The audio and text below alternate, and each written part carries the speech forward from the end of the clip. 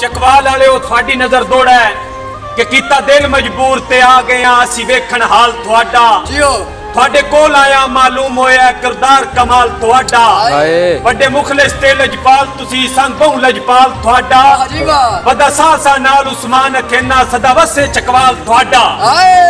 मैं यार नशइयां संगतां दा मेरी संगत मेरा मैं खाना है जियो इना नाल सकून याती दा ए मेरा शौक शहाना है मेरी संगत ते मेरा जोड़ ही ने जिवें शम्मा ते परवाना है संगी नहीं छोड़े मैं संगियां तो दिता वारस मान जमाना है जियो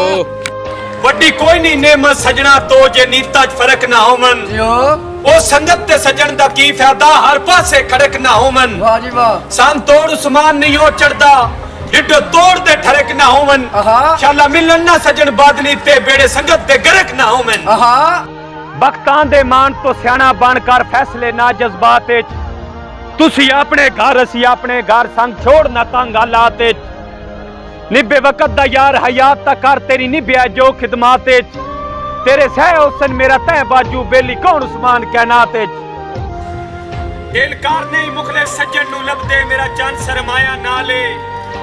ए ठीक है कौल सियाणियां दा कद बनदे नमाया नाले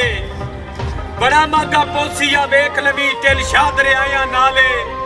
तू भी कोई नु नाश्ता ढोल करेंदा इंसान दे पाया नाले पहचान उस्मान दी के पुछदा कई दिल साडे कान धड़क देन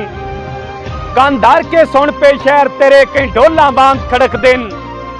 ए मनिया मैं कुछ बनिया नु का साडे ढेर रड़क देन